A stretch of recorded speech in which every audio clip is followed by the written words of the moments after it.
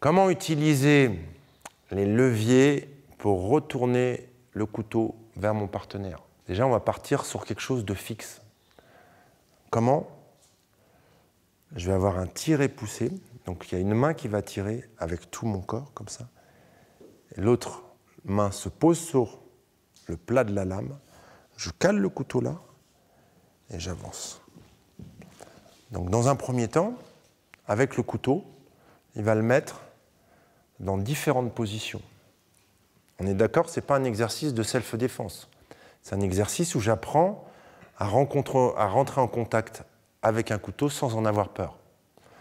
C'est pour ça que, pour se rapprocher de la réalité, le mieux, c'est d'avoir un couteau, un vrai couteau comme celui-ci, dont on a émoussé le fil. Donc il met le couteau, plat de la main, je relâche les épaules, et là, si le bras est tendu, pour que ça puisse rentrer, s'il tend son bras, s'il durcit son bras, ça bloque. Qu'est-ce qui va faire que ça va lâcher? C'est que je vais lâcher mes épaules, mon bassin, voilà, ça a lâché là, ça ouvre, ça déverrouille l'épaule, et donc il va être obligé de reculer, et je ne vais plus avoir cette résistance que j'ai là, mais une résistance, voilà. Là, ça ne marche pas, là. Il est tout durci, d'autant plus qu'il a un couteau, il ne veut pas le lâcher. Pour qu'il le lâche, j'ai mes deux mains là, je relâche mes épaules, mon bassin, je cherche à rentrer dans son épaule, ça y est, je suis rentré dans son épaule, hop, je peux rentrer là. Donc, la première étape, il pose, voilà.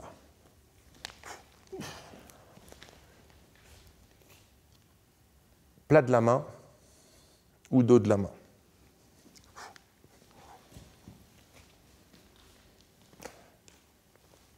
Là, ça bloque, je me relâche, hop, je rentre dans son épaule et j'avance. T'essayes?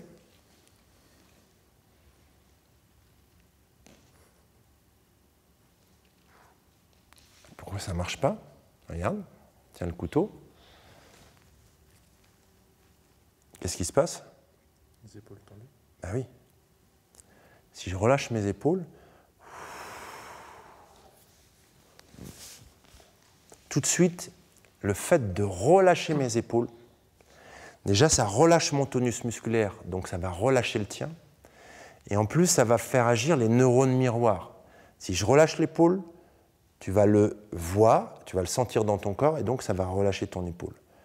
L'épaule, c'est l'endroit qui permet de verrouiller. Si mon épaule est relâchée, j'ai beau serrer de toutes mes forces, je ne pourrais pas empêcher que ça vienne.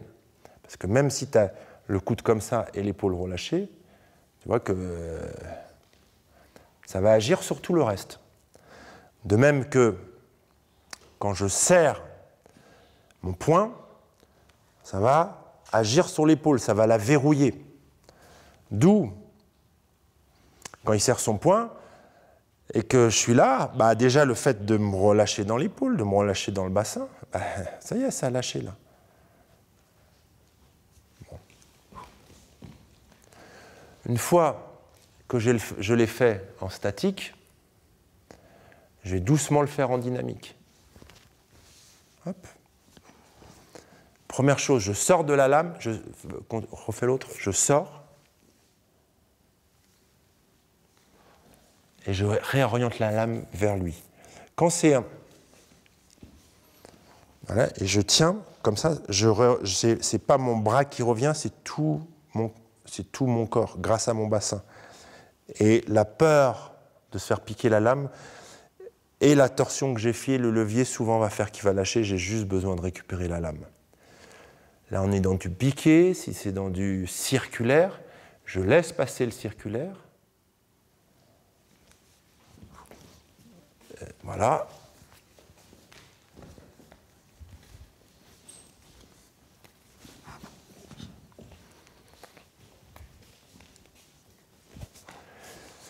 Mon premier contact avec la lame se fait avec le poignet du bras armé. Et ensuite, au moment où il revient vers lui, c'est à ce moment-là que je choisis pour faire mon levier.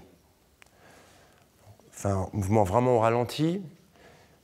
Je prends ici et Après, je reviens. Avec le circulaire, c'est pareil. Hop. Et au moment où il revient, voilà. Et pour ceux qui pensent que mettre la main sur la lame représente un danger, je vous invite à regarder la prochaine vidéo sur le couteau. Bon courage, à très bientôt, j'ai confiance en vous.